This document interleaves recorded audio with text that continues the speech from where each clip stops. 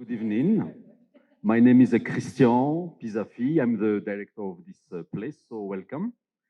Um, so I would like just to give you a short introduction to give you the context of this session. So in an era of rapid urbanization and the creation of megacities, the need to put the development of sustainable cities at the heart of our reflection is becoming a major issue in the 21st century. In this context, urban agriculture is one of the answers to building virtuous urban centers as part of a sustainable development dynamic, touching on the three dimensions of the economy, the environment, and society.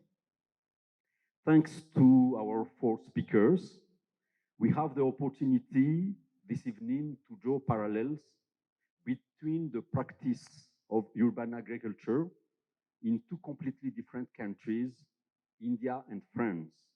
The first one, with its vast territory and population of 1,300,000,000, and the second one, which is much smaller but has made some progress in this area.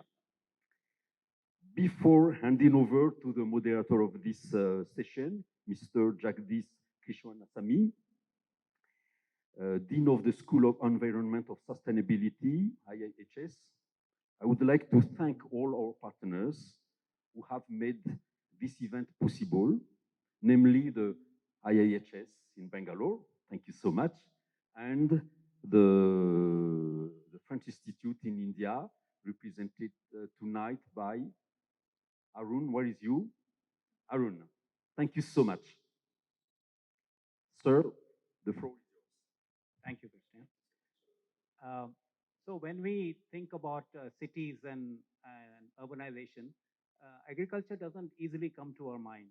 But for some of us who are old enough, when we were growing up in cities, whether it's New Delhi or anywhere else in the world, there were pockets of rural in the urban, and and then it became more urban. And then, of course, those pockets of rural and agriculture in cities did vanish. So now we are coming back to a reimagination of urban agriculture as a system of its own, as distinct from rural pockets within cities. If they continue to exist, that's great, but we do have to look at the rate at which urban spaces are encroaching upon those rural pockets. So you now need to think about agriculture in the urban as a way of, as part of the sustainable transformation of cities for the coming decades. And there are various motivations for people to engage with plants. I think all of us have always wanted to have either a flowering plant or sometimes a herb or a shrub or a medicinal plant. And then we all used to trees and so on in the cities. But increasingly, growing food in the cities in an organic and a safe manner as an essential part of human well-being is emerging, not just in France or in India, but in many other parts of the world as well. And so this is a concept and a practice that I think we need to learn more about, and then also participate as a community of citizens. So it's my pleasure and privilege to have a very wonderful panel from both India and France. So I'm just going to introduce the panelists. So Flore-Anaïs Brunet is the Urban Agriculture Project Manager at the Le Mouvement des Régies, a national network of 130 social inclusion and community development associations operating in underprivileged areas in France. With a background in horticulture and landscape engineering, along with numerous study trips to Latin America and Europe, she specializes in socially oriented urban agriculture after working in a botanical garden and landscape design offices in Paris and Berlin. Marie Friers is an agricultural engineer specializing in microbial ecology research. She has founded a counseling and engineering bureau in urban agriculture in France and specializes in hydroponics, which in the urban context is very relevant. Marie is fascinated by the interactions between two worlds that we tend to oppose rather than connect, the rural and the urban worlds. She works out of Burgundy in France, and her mission is to develop evaluation tools for the benefits of urban agriculture, as well as create synergies with European markets and networks of urban agriculture. Prathijna Poonacha Kodira is a researcher at the Center for Environment and Sustainability at the Indian Institute for Human Settlements. She's a researcher and practitioner who works on climate change adaptation, focusing broadly on how social and environmental systems respond to impacts of climate change, especially in urban and peri-urban geographies. Specifically, her work looks at livelihood transitions, nature-based solutions as adaptation strategies, and the intersection of climate change and the built environment. Prathijna is experienced in enabling and engaging in multi-stakeholder processes for dialogue and decision-making, which is a very iterative and a very interesting process of arriving at consensus, using approaches such as transformative scenario planning and appreciative inquiry. In the process, she is interested in unpacking the complexity of participatory decision-making, especially in the urban context. Dr. Rajendra Hegde. Dr. Rajendra Hegde has a doctorate in agricultural entomology from the University of Agricultural Sciences, Dharwad in Karnataka, and he has specialized in integrated pest management. He has been instrumental in initiating and organizing an interested community members for urban agriculture initiatives in Bengaluru over the past 2 decades.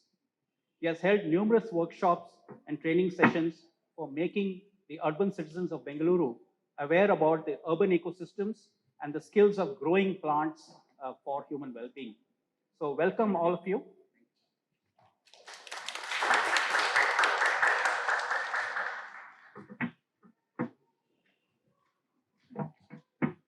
So I'm going to start with Marie and Rajendra. I'm going to start with Marie and Rajendra, and so that you can tell us about the context of urban agriculture in its current state, in the context of France, as well as and Rajendra in India. Yeah. So good evening, friends. Thank you so much for being here and giving me an opportunity.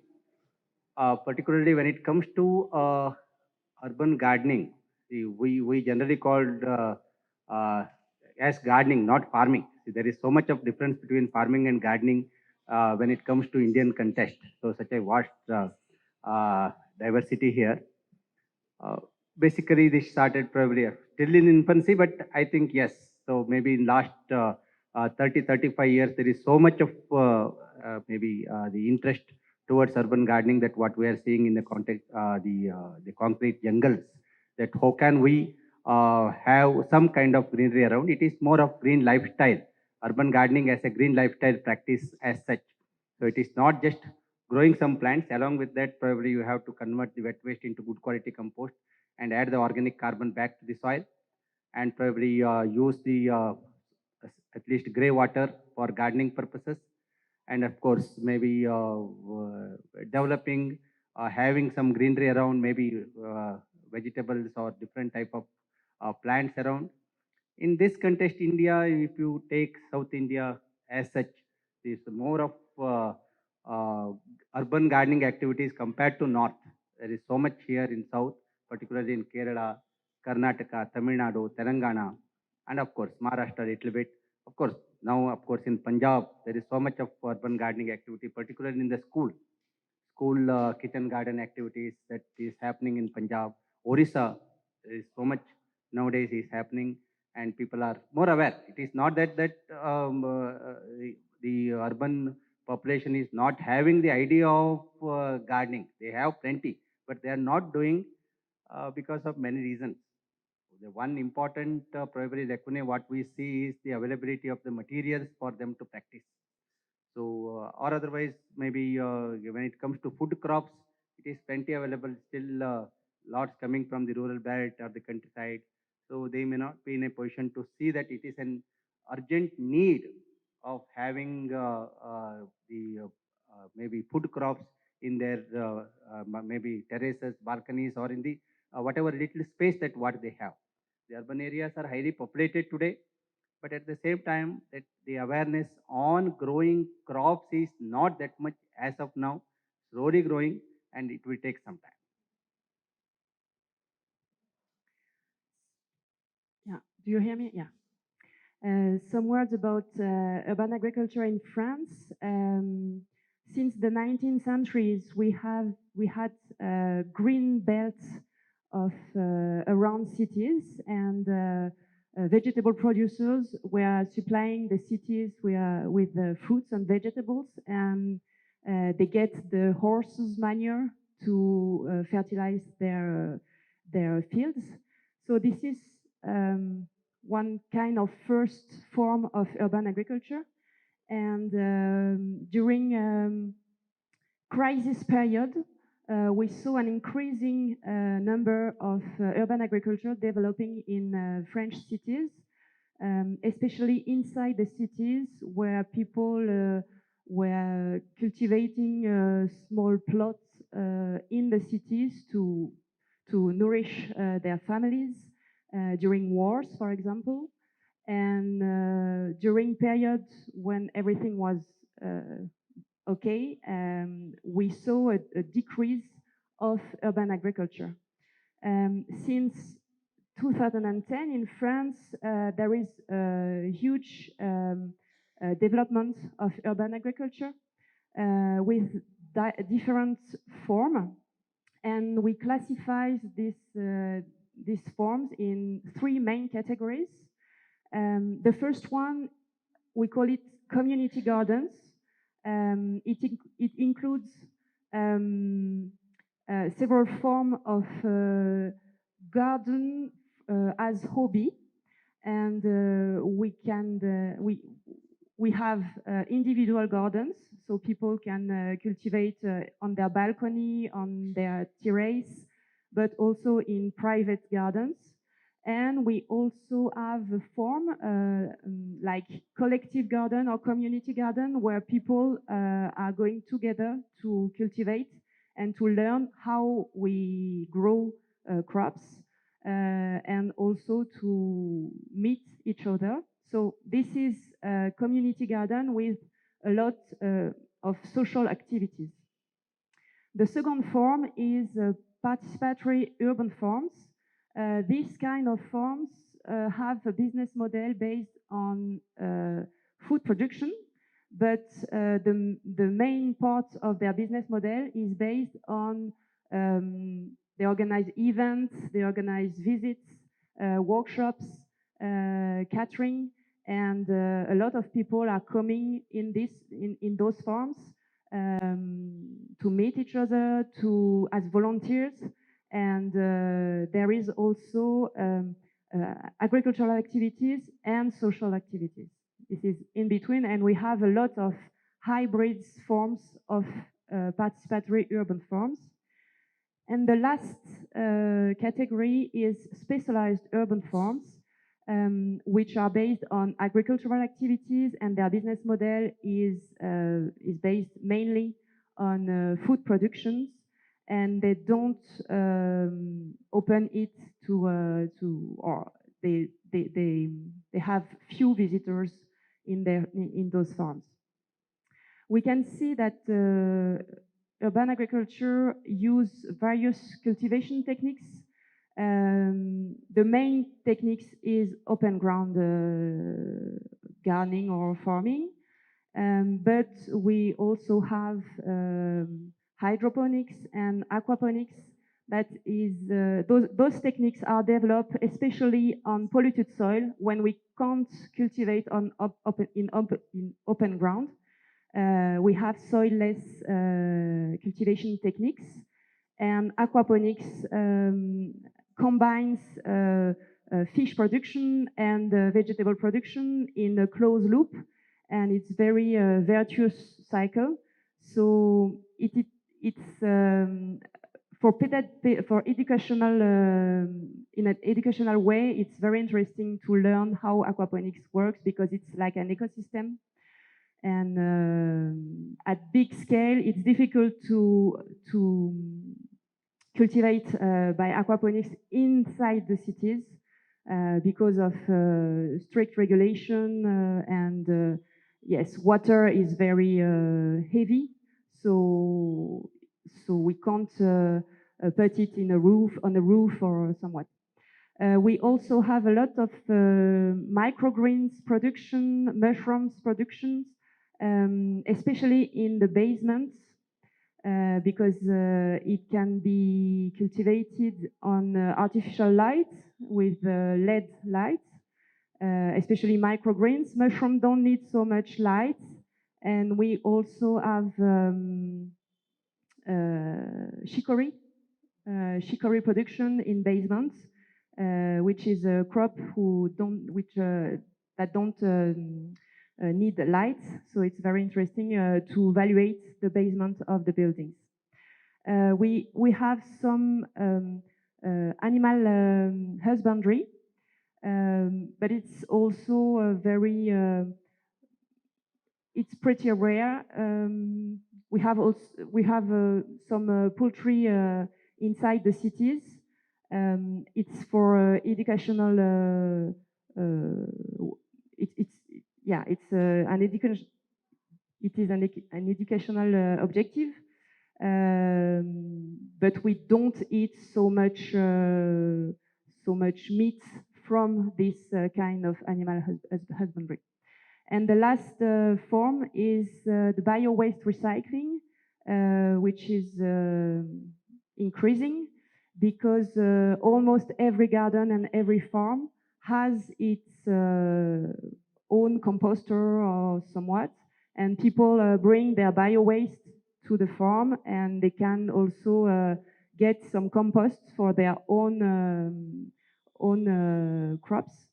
And a law in France is coming in next January, and local authorities, so cities, will have the obligation to treat this bio-waste. So it is developing. Thanks, Rajendra and Marie. This next question is for Flore and Prathijna. And, I mean, we can sustainably transform rural agriculture. So the question is, what are the benefits of pursuing agriculture in urban areas?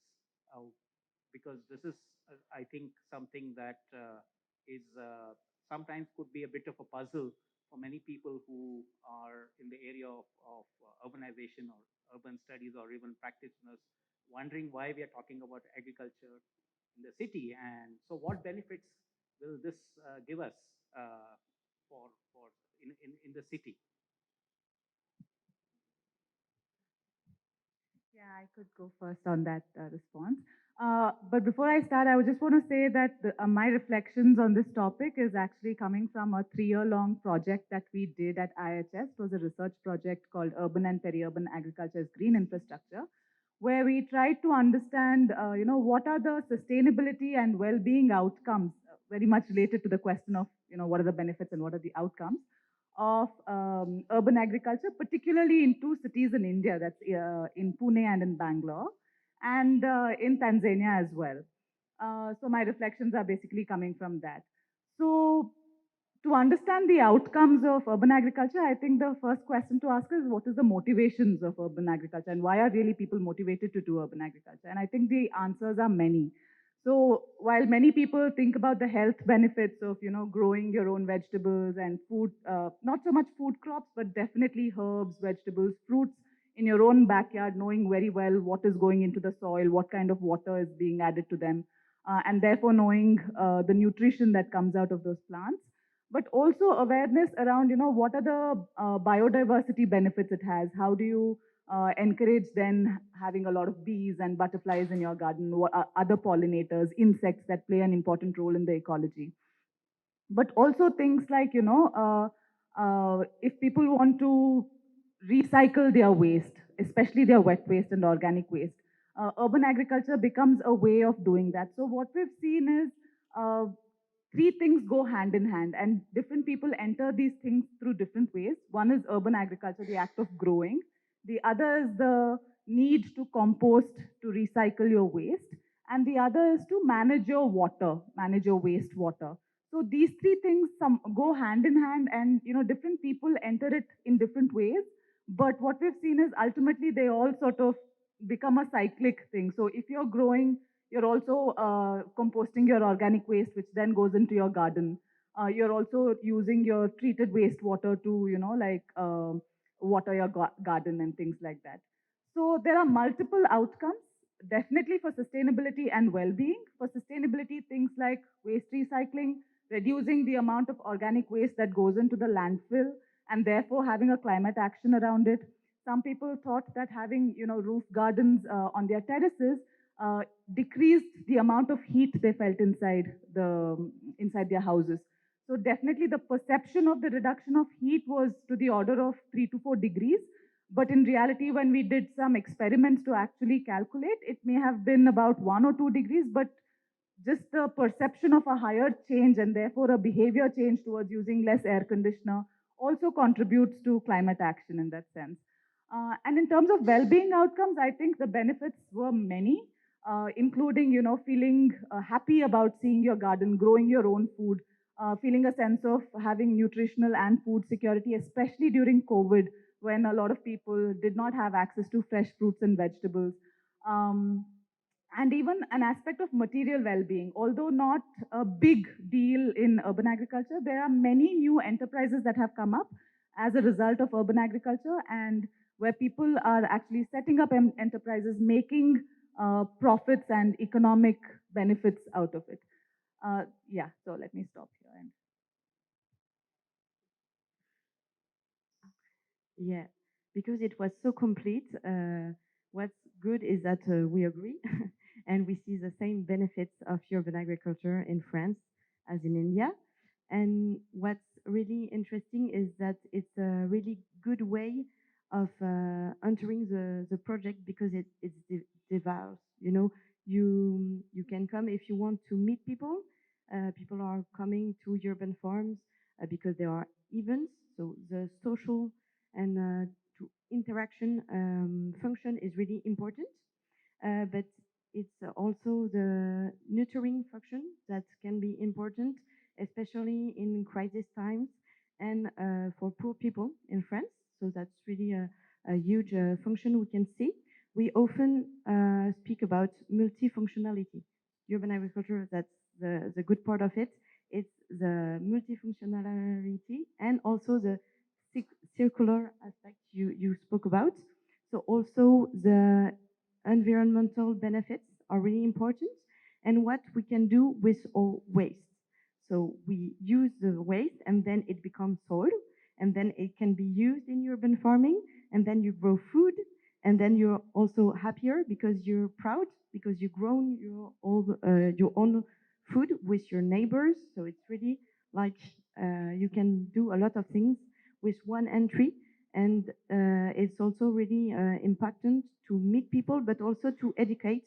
In the city in France now, a lot of children don't know where a vegetable comes from. They would say, okay, it comes from the supermarket. Well, yeah, but in a way, it's before it was on the ground, and to see from the seed, then the plant, then the food. It's really it also has a psychological effect. There are studies, for instance, that were made when you're in the hospital, you will heal faster if you see a garden from your window. So all those aspects are really important. And the good thing is that you don't even have to name them. You feel them. It's something's happening. And because I'm also working in really social network, it's really useful for people that have been a bit break by life, that have difficulties in their life at the moment. And then just working with ground and growing food, they will heal a bit from inside. Also, all the aesthetic function is important because the city are cooler, but they are also greener. And I mean, this space, you know, there is a garden. Well, it's not so food that is grown, but it's you feel great when there are plants. And maybe I will illustrate with an example, which is a space where there is a place for educational garden, and there is also a farming capacity for unemployed people. So it's really creating jobs, but also educating children in the schools. And there are also a lot of fooding activities, so people can come. And they also linked with agriculture. So that was all the point with the city, the countryside. What links do we have, and or what we eat is a good way of linking. So they are doing a market, and they are selling what they are producing in the city, but also they are working with other growers outside the city. So it's also a way of making links in the city and outside the city. So it's really circular function. Thanks, Prathijna and Flore. The next question is about, and this is, I think, Marie and Rajendra. You know, there are organizations for farmers in rural areas, and there's support services, extension services. Uh, but when we talk about people pursuing farming and in the city, uh, you know, we usually do not think of any organized way of doing it. And given how heterogeneous and how complex cities are, with so many different types of people, with so many different types of occupation and places where they live in, what are your experiences of actually bringing together people to support each other with knowledge, awareness, um, both in France and then and in India? Me? Not easy. Particularly when we are dealing with more privileged, more educated uh, participants or the urbanites. It is very difficult. Probably, if somebody is not knowing, it is much easier to teach. So when people are more educated, not easy. So particularly the places like India, based on my experiences with our the founder president, Dr. Vishwanath. So he did a lot. He's called actually the father of organic terrace gardening, may not be urban gardening. But so he did a lot. Probably somewhere in 1995, he started all these activities, particularly in Bengaluru, and spread the awareness across the country. Lots and lots of workshops, sessions, and this first 10 years, he always used to tell, no, I am not very happy that the response was very poor. So people never used to come for even the workshops because they were getting all these things that they probably, uh, the need was not felt that time. So slowly that I joined him in 2005, last 18, 19 years. So what we have done is that in Bengaluru, that regularly conducting sessions, workshops, and whoever calls us that we used to go there. Slowly our community built. Now it is about more than 50,000 members growing crops in containers, not on the ground. There is no ground space. There is so much of ground space is not. If it is there also, it is tied like this. You cannot grow on the ground. So not like France. In our case, that it is the whatever small space what we have is also tied. So you have to use only the containers and the container gardening. And we were not having the SOP. The whatever knowledge that what we have is as farmer, as farming scientist, that this way that it can be done. You know, and every crop is different, every terrace is different, every house is different, and environment is different. The crops growing in Bengaluru are different, crops growing in the other cities are different. So that way, whatever experience that we have, we just formed a small booklet, the handbook of terrace gardening, handbook of urban gardening kind of things. And whoever comes for the training that we really did the demonstrations. and started conducting an event called Uta from your Tota, food from your garden. Uta is food, Tota is garden. So food from your garden. So this event, so it is a much sought event in Bengaluru today. Every quarter one event, except during COVID years, probably we missed it. Otherwise, of course, online event that we did, but online is not that effective.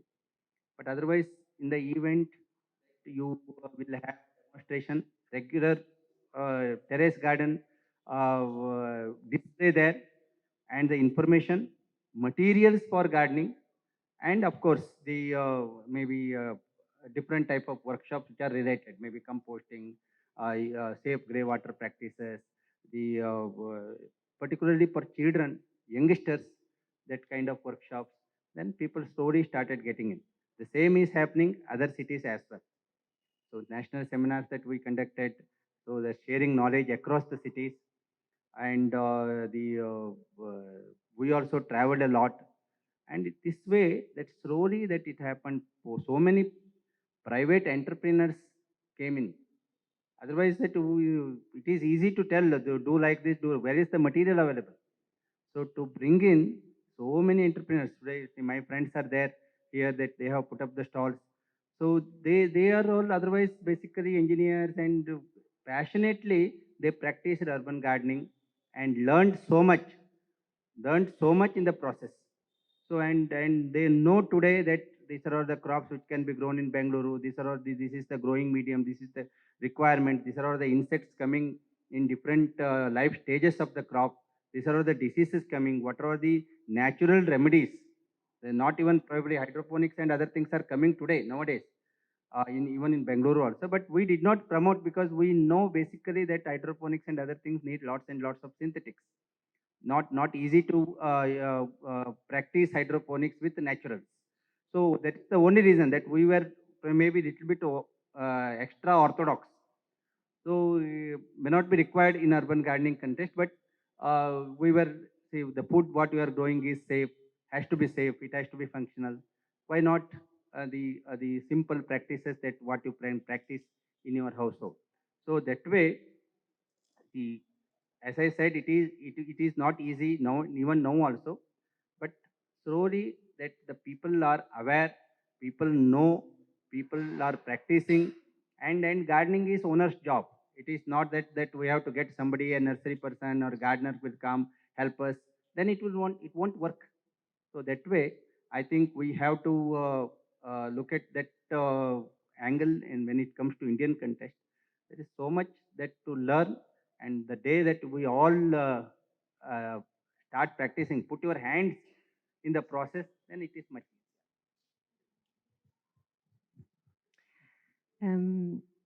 In France, we have quite organized networks for urban agriculture. We distinguish professionals and non-professional urban farmers. Non-professional have their own federation called National Federation for Community Gardens. And professional urban farmers have another federation called AFAUP. This is the organization for which I work. AFAUP is the French network for urban farmers, professional urban farmers. And we have 120 members, so professional urban farmers, or organization doing urban agriculture in AFAUP. 5 employees, I am one of them, and 13 board members, and Flore-Anaïs is one of them. This is a national network, so we organize professional urban farming. We know all our members, we discuss with them, we know their issues, their challenge, and we also discuss with institutional organization, with the ministry, with the government, and yes, we explain all this. We educate this organization, and yes, we are the link between these two worlds. you can. Our vision is to make urban agriculture an essential lever for creating sustainable, fertile, and peaceful cities.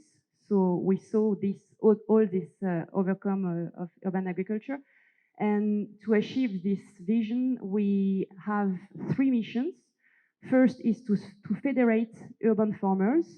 The second one is to empower them and empower also local authorities that wish to install urban farming on their land. And we create or we write tools, practical guides, good practice guides to facilitate their work and their understanding of the diversity of urban agriculture. And our third mission is to promote urban agriculture and the diversity of urban agriculture everywhere in France. And we have one tool for that, which is a festival we organize. And Flore-Anaïs will tell you a little bit more about this festival after. This is a large audience festival, and it's very useful to promote urban agriculture. The second scale of organization is local networks of professional urban farmers that were created in big, large cities in France. So for the moment, we have 5 local networks well developed. You have this map, and the older is the one called Mauve in Angers, created in 2012, I think, 2012.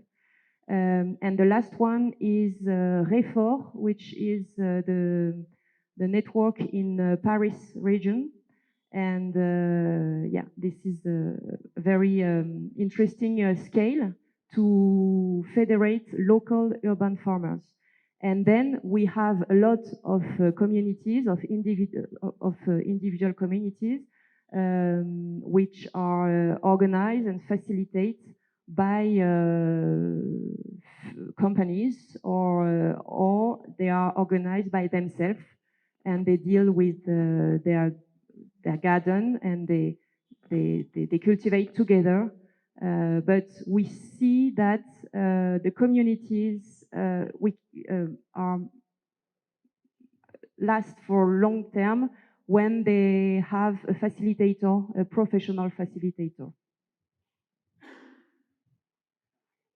Thanks. This is to Flore and Prathijna. When we talk about farmers and farming and agriculture in the urban, what are the issues and challenges of providing formal support, just like we have institutionalized support for agriculture in rural areas, and also scaling up? What are the some of the insights you have from your experience in France and in India? Thanks for the question. But before I actually respond to that question, I'm just curious to know how many of us in the audience are urban farmers, urban gardeners of any sort. Could I see a show of hands? Okay. It's nice to see. Yeah, it's nice to see many of us also practice urban farming. Yeah, to respond to your question, Jagdish, I think in India, there are far less formal structures as compared to France or some other European cities, or, you know, cities of the global north. That's what we've seen.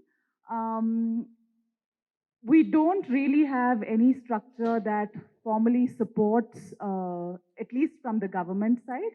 Yeah, state support, government support for urban agriculture. There's, of course, support for horticulture and certainly for rural agriculture.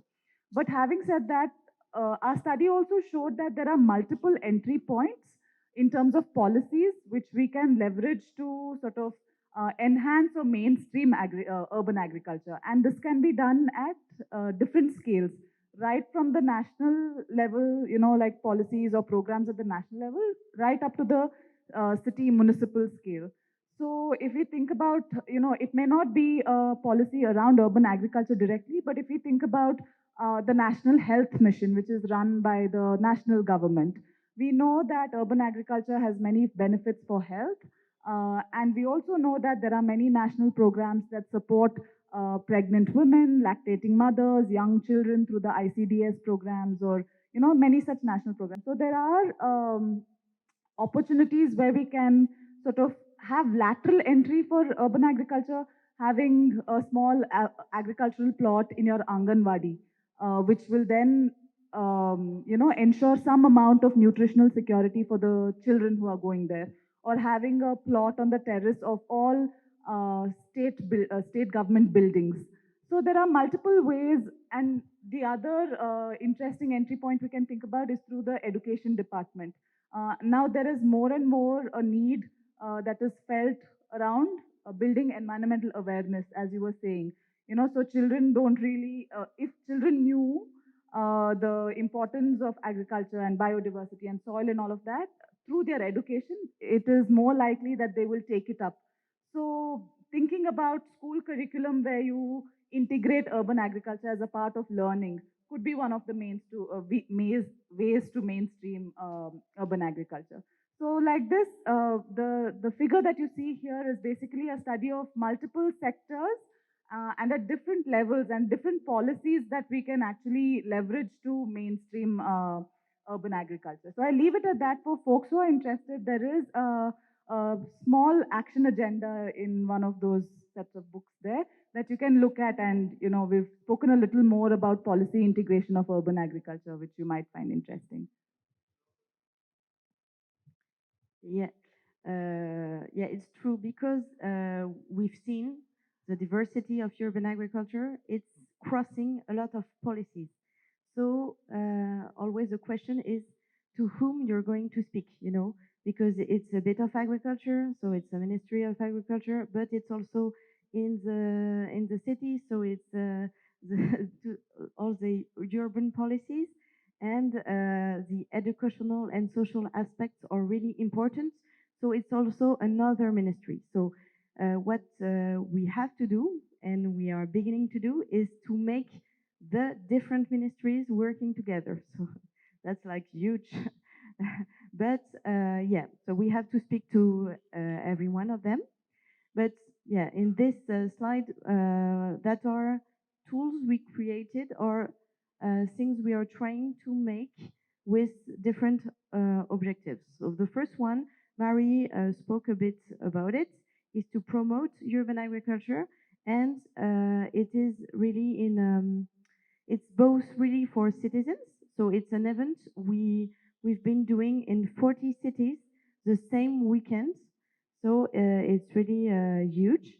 There are 40,000 people going to this event, and it's in 40 cities. So that's also a way of saying, okay, it's a multiplicity of projects.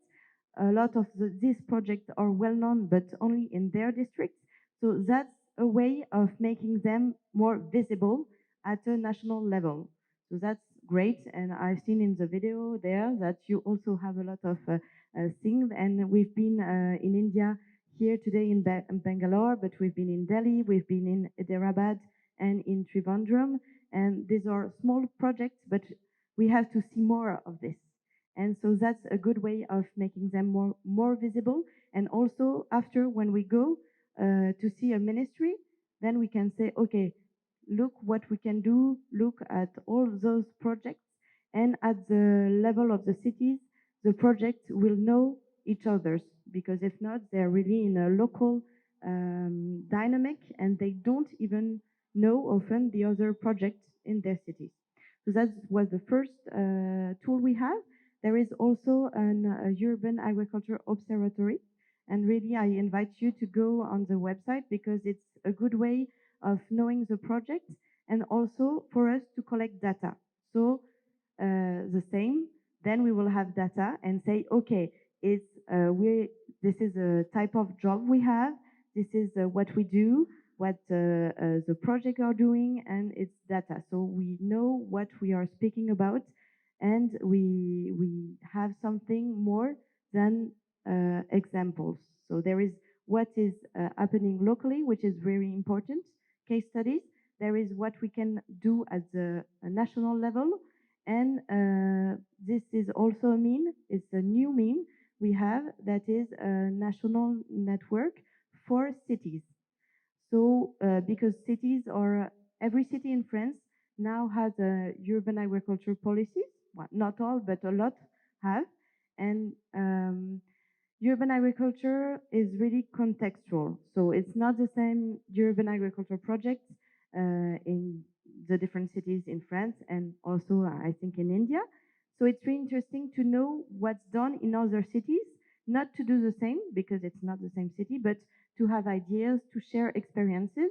And that's also really what we do at AFAUP between urban agricultures, but it can also be done between cities. And for us, it's great that the cities never lose the link with the urban farmers, so that we can say policy is good, but you always have to be connected to what's happening, when you're producing, when you're actually producing. If not, the policy is disconnect and it's not efficient. So that's also mean. And the last one is because it's multifunctional, if we only see urban agriculture on the economical side, it's really one aspect of the project, and it's not what's beautiful about urban agriculture. It's okay, you have to create jobs, you have to live from your production if it's an economical project, but what you create in the city, what we presented you also, the city being greener, the people being happier, that's what's really important about urban agriculture, but that's never valued enough. So yeah, we're a bit working on everything at the same moment. That was really interesting. With you work on complexity, and I think it's there is a lot of complex things to work out, and a lot of different stakeholders to make interact on this subject. So we also have to really change our way of working and begin to be more in a cooperation between the city and the countryside, between social workers and also technical workers, a lot of link to create. So I think with a lot of humility too, because urban agriculture is new, but it's also old, because growing food is really a thing that is created since humanity, exists. So a lot of humility, a lot of interaction with a lot of different people, and then we will develop. And also between countries, well, there's a lot of things to do. And maybe the thing is for this time to be like a discussion with you. So now it's a good time to have your question. Thank you. Yeah, so it looks like we have a lot to learn from the experiences in France and in India. So it will be great if we have questions for any of the panelists, Rajendra, Prathijna, Marie, and Flore from folks here. And also case study maybe for us.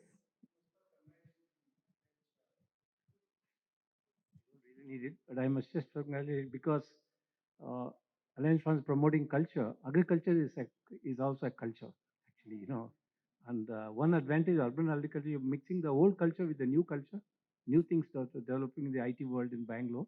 Many of the IT people want to go into some organic farming. You'll be surprised. There's a lot of interest in that. Very briefly, I think each of the four persons have brought fantastic inputs. Professor Vishwanath, I personally met 20 years ago or so. He wanted me to get something to do because I'm basically a coordinator with industry and government and all that. Unfortunately, I didn't do much. I just went to his house in Kengeri and that ended the matter because Dr. G.K. Viresh was on our board. And I've had the fortune of also working with Dr. Marigoda, who's a well-known this one. So we can also bring in Alia Krumbigal, who is the great-granddaughter of Krumbigal, who is still interested in Bangalore. She still is in Facebook with this. Importantly, ma'am, I like your idea of social because I work in the CS of space, corporate social response space, because important that urban agriculture cannot just have ecology and other things, but also can have an economic effect. And I like your idea of working various departments. I'm so happy you are talking about Anganwadi. Just yesterday, I was with Anganwadi persons, Anganwadi and schools. We promote eco clubs in schools. In each of the 5 BOs in Bangalore South, there's so many, and many of the schools have 2 acres, 5 acres of land. So there's enough land to actually promote. And I was meeting Mr. Butt there. I told him just one halasnano, that is, jackfruit plant in a school can provide so much nutrition for the children. So it's a fantastic thing. I think Alliance Française, with their ability to coordinate like this, we should form a small group and not just 1 hour. We need a 1 full day or 2 days of workshop. I can facilitate that, bringing government departments if you like. I was also advisor to the agriculture department for organic farming international event they used to have. So we can do that actually. And this is not the forum to discuss too much, but this is the background. And I think you should take, we should just not disperse from here, but take a decision to form a small working group which can lead a workshop. We have a very experienced person, urban, this one. And Bangalore, every building is building with glasses, throwing heat into the town. Let us see whether the plants can absorb some of this heat and generate, chlorophyll, whatever it is. Okay. Thank you very much, ma'am.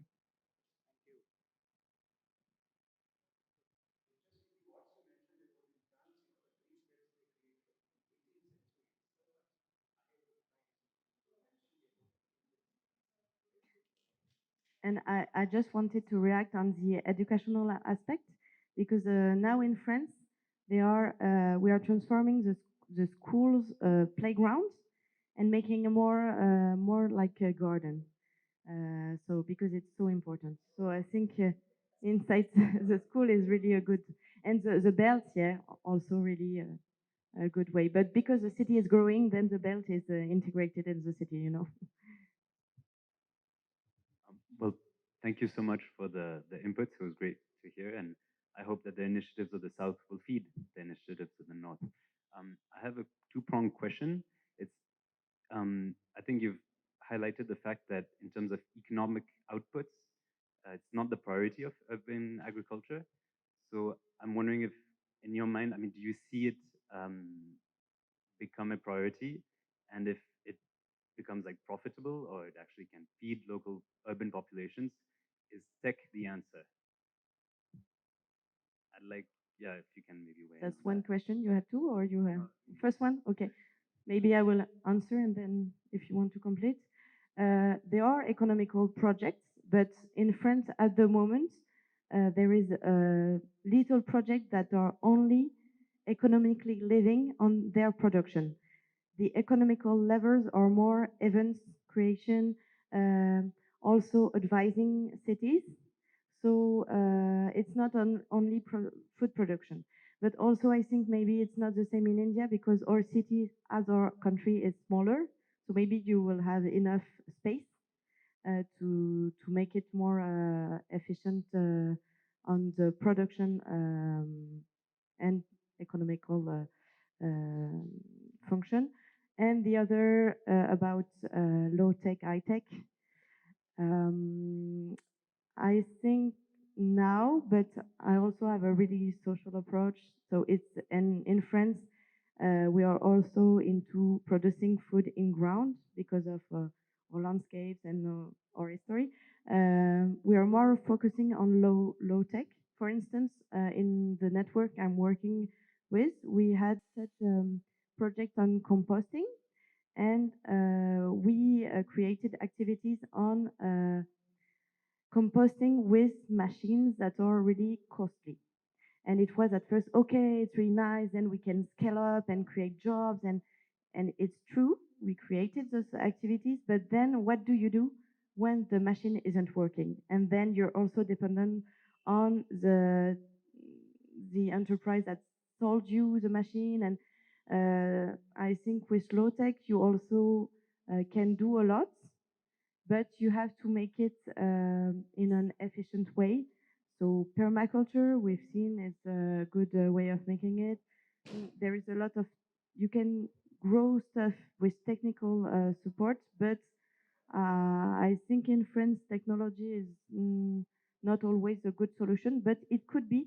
For instance, when soil is polluted, then you have to produce without soil, and it can really well work. Do you have anything to add?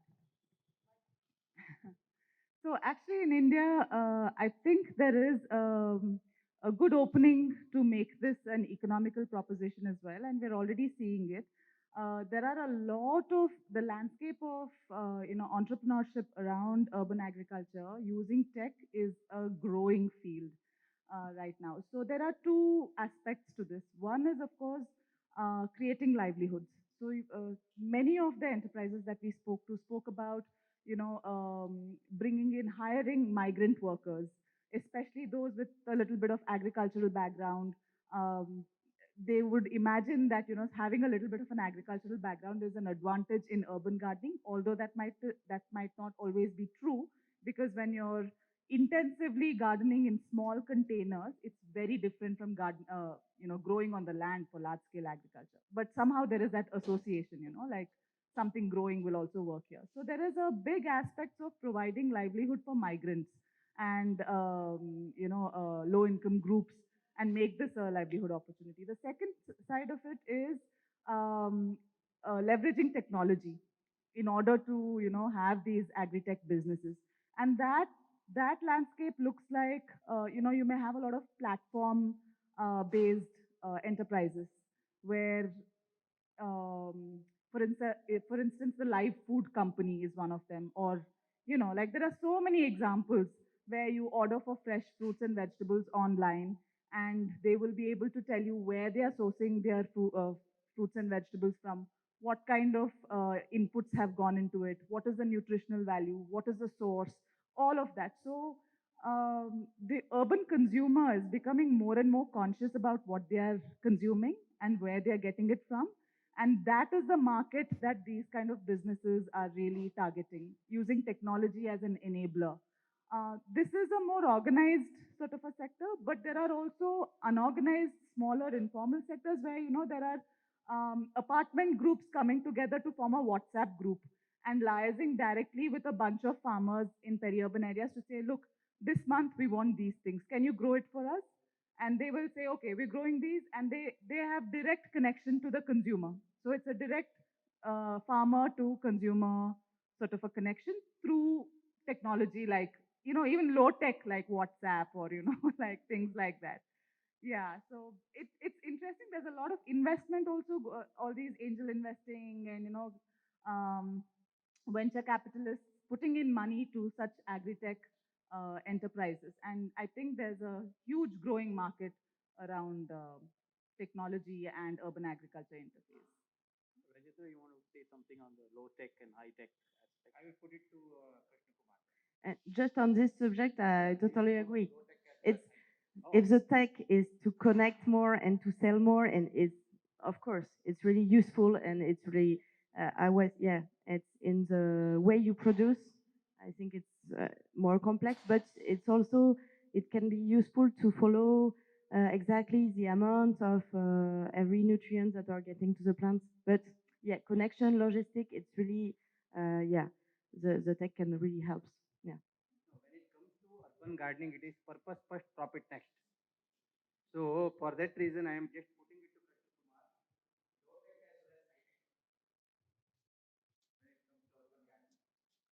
Hello everyone.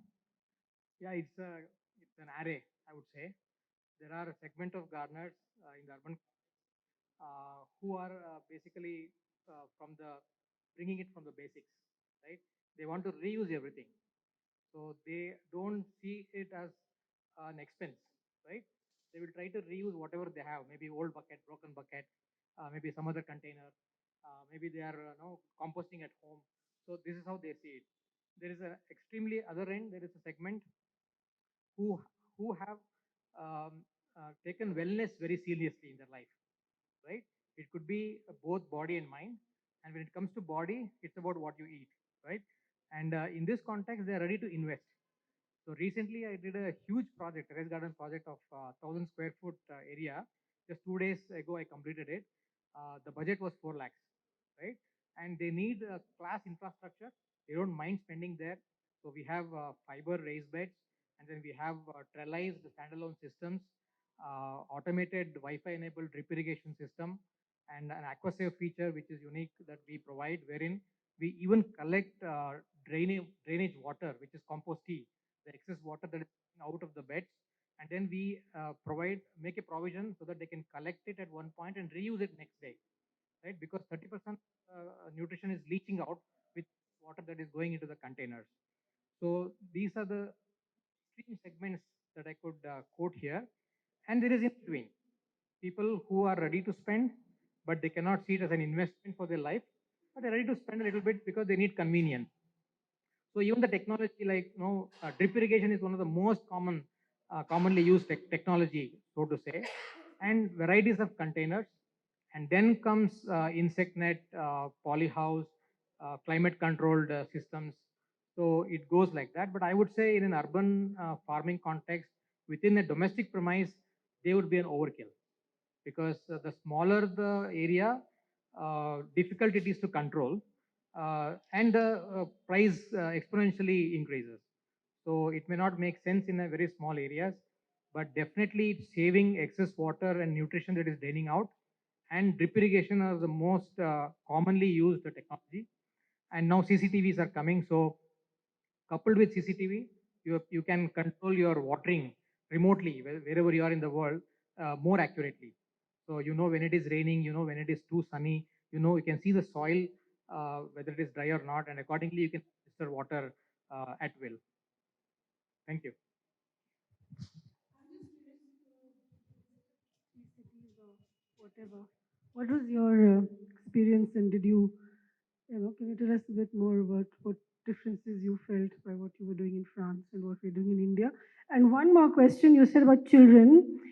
In India, we are concentrating on teaching our child gaming, and they are more fascinated with the rubbish that their cell phone can do. And of course, sadly, we are also using it to infiltrate ideology, which is a completely different issue. But the child today is only interested in gaming on his cell phone. Since you did mention children, I'm just curious to know whether it's easy for you to work with children in your country. So, I mean, is it different from whatever you saw in India, and what is the difference that you have felt between your country and ours in the 3 or 4 cities that you have seen? Okay, I can answer the first question. We went in New Delhi. I went in Trivandrum, and Flore-Anaïs went in Hyderabad. And then here, we met a lot of researchers, scientists, experts, and also project developers. We were very impressed in New Delhi by the Yamuna floodplains farmers who fight to survive and cultivate on this large plain, and they are on an illegal land. So it's very difficult for them. They are very poor, and they have a huge knowledge of how to grow, and yes, they survive with everything against them. So we were very impressed by their way of life. Then in Trivandrum, I went to the Kerala Agricultural University. It was very interesting, and there is very high-level scientists on agriculture. And we spoke about high techs like use of sensors in urban agriculture, use of IoT, the data analysis. And yes, when these kind of technologies are used also in France, especially in aquaponics and hydroponics technologies. And we need it, especially for example, in aquaponics, you have a lot of fishes, and when if your pump collapse, you lose everything in 2 hours. So we need sensor to give an alert to the farmers. If it's during the night, he can come and repair the pump, and you don't lose everything. It's the same. Yeah, it facilitates the life of the farmers. We also have a presentation of household urban farming, and it was very interesting. And we saw that this kind of urban farming, individual urban farming, is very developed. I think more developed here in India than in France, because people are not so disconnected from nature than in France, and they know how to grow, or they learn how to grow from their parents or their grandparents. And a lot of people have these small gardens in pots or in bags or in raised beds. And this is a lot of women doing this kind of urban agriculture. In France, the agricultural word is very masculine, and the urban agriculture is mixed. We have half women, half men, and so it's very interesting also the social study and social aspect of urban agriculture and agriculture in general. Yes, and here in Bangalore, we see that it's well organized. There is a lot of projects, a lot of people interested in agriculture, urban agriculture, and it's very well developed.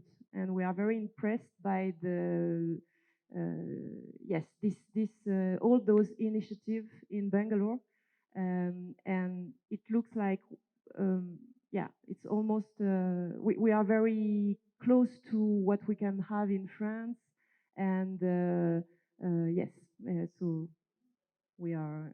It was really, really rich to see all this project in all those cities. You want to answer for the children? Yeah, for the children, it's challenging, but it's not more challenging as making project with adults. I think because children, they are more open-minded still. So and for instance, we have a NGO called Veni Verdi, which is really specialized in doing urban agriculture on rooftops of primary or college schools. So it's really educative. And for instance, when a child isn't doing well in school, and okay, it's like a punition, but if he wants in those schools, he can go to the garden. It's like okay, you can or sit there because you weren't nice, or go to the garden. And sometimes even after the gardening, it's not class, it's just the children can go whenever they have times, and the whole playgrounds are now a urban farm, and some of the children are now working in urban agriculture. So it's also good things happening, and I think yeah, it's hard, it's working. Yeah, yeah,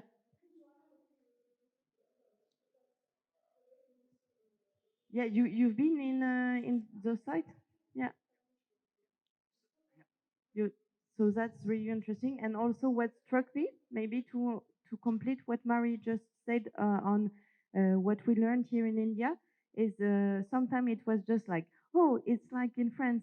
Oh, it's really different. And it was always like this, really similar. But I saw a different. lot of differences, you know. And, I mean, there is a different attitude and approach that nature need not be necessarily economic. You know, okay, your wine farms in Burgundy, you know, that sort of thing. But I found a lot of difference in the attitude towards wanting to go to the soil there and wanting to go to the soil here. You know, I mean, it's a very rude thing to say, but there is a difference. That is the thing. Yes, there I agree. That the block in this country is unfortunately the 35 to 40-year-old generation that has completely forgotten that you know it needs to feed its child a potato chip and not a computer chip. just one thing more.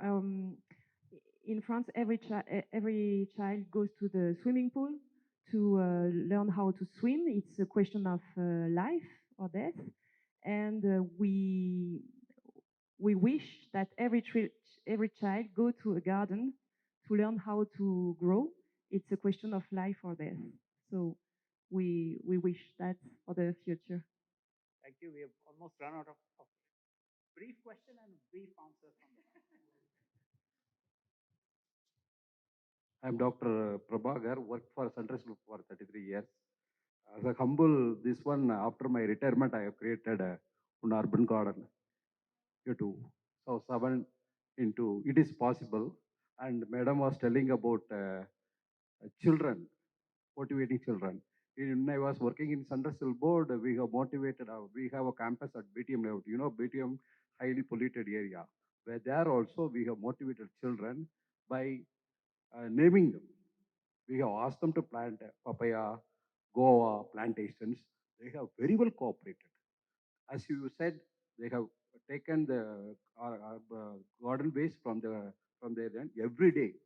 See, now also it has been grown up. I can show that. So my humble request is this forum is that to create sustainable cities, urban agriculture, we need to create sustainable model. In silk also we have sustainable model. Then only it is possible. That is individual models. As Madam told that federation, you have told no in France, you have made that urban federations. Then we have to transform that sustainable model, individual model into larger scale. That is my humble request. And thank you very much for this opportunity. Thank you.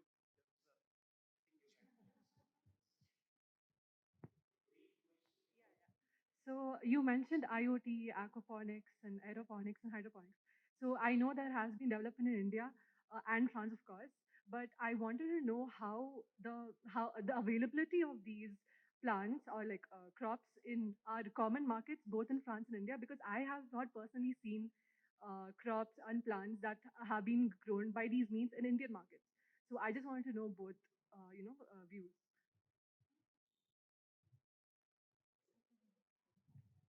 Um, in my vegetable shop from where I get vegetables, there's a bunch of palak that they sell. That's spinach, which is from the soil, and you can see the soil in the roots that they're selling. But then there's also this packaged palak, which looks very clean and healthy, of course, which is hydroponically grown. So basically, what I'm trying to say is there is an emerging market for hydroponics. But what we've heard from the supplier side, that these commercial farms that grow on hydroponics and aquaponics, is that they have a very niche clientele. For example, some of these five-star hotels who will source only from these farms, or gourmet restaurants. So at the moment, I think the clientele is more niche, and there is a huge clientele, but it's not out in, say, a KR market or a regular neighborhood vegetable market. But even in neighborhood vegetable markets, there is some amount of, like these technologically grown vegetables making its appearance. It is more of leafy greens. When it comes to the market, the hydroponics is more of greens, not other type of crops.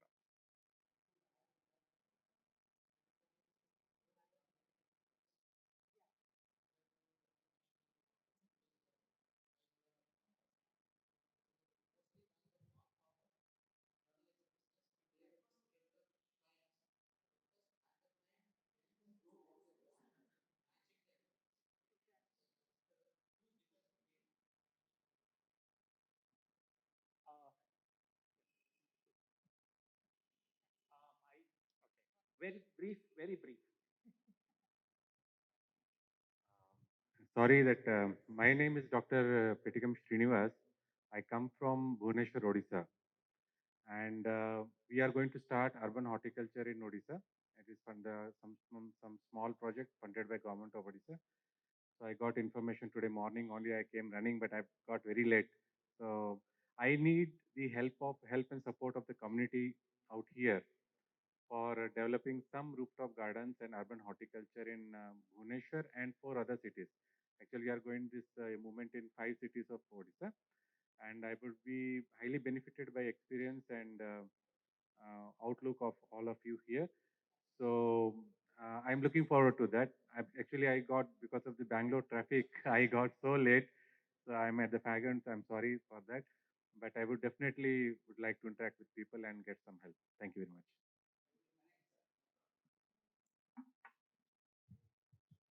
So we have completely run out of time, and we could go on. I think this is a conversation that we need to continue in various ways. But I thank everybody, the panelists as well as the audience. You've been wonderful, and I hope that we can all contribute to making urban agriculture uh, uh, a much bigger movement linked to a better outcome for the health of our cities and also for biodiversity in the city as well. So thank you.